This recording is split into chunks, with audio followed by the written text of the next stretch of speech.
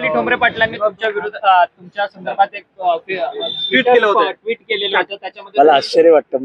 रुपाली ताई या चांगल्या नावाजलेल्या वकील आहेत पुण्यातल्या. त्या सेशन कोर्टात वकिली करतात, हायकोर्टात वकिली करतात. एवढ्या सगळ्या ज्ञानी असलेल्या रुपाली ताई एवढी मोठी चूक कशी काय करत हे समजत नाही मला. एक तर माझा डीपी काय आहे त्यांनी बघायला होता. माझा डीपी आंबेडकरांचा आहे ट्विटरवर.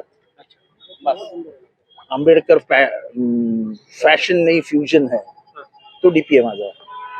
दुसरी गोष्ट असा चॅट कोणी बांगर कुठे हे आणि मी एकत्र होतो सकाळपासून. माझं 3:07 भाषण संपलंय आणि 3:26 ह्या चॅट आलाय.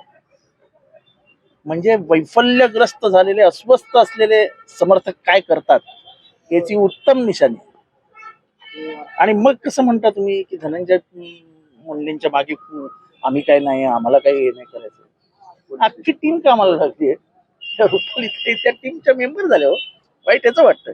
इतक्या ज्ञानी बुद्धिवान वकिली करतात, एवढी छोट्या अशा कळत नाही की हे फॉरवर्ड मेसेजेस वगैरे अडचणीत येतात.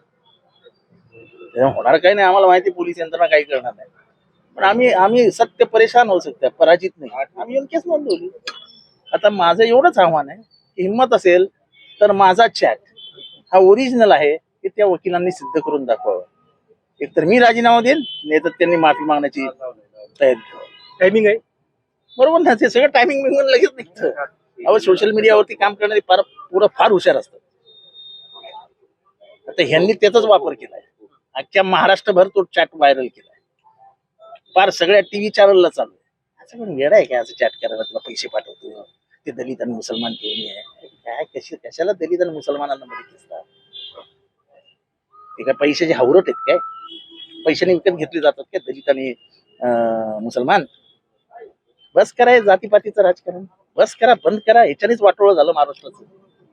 हे जे काय घडतंय ना बीडमध्ये, ज्याचे जे पडसाद उमटतायत ते जातीपातीच्या राजकारणाला हे करता ना, त्याच्यातनं हे परिणाम दिसतात.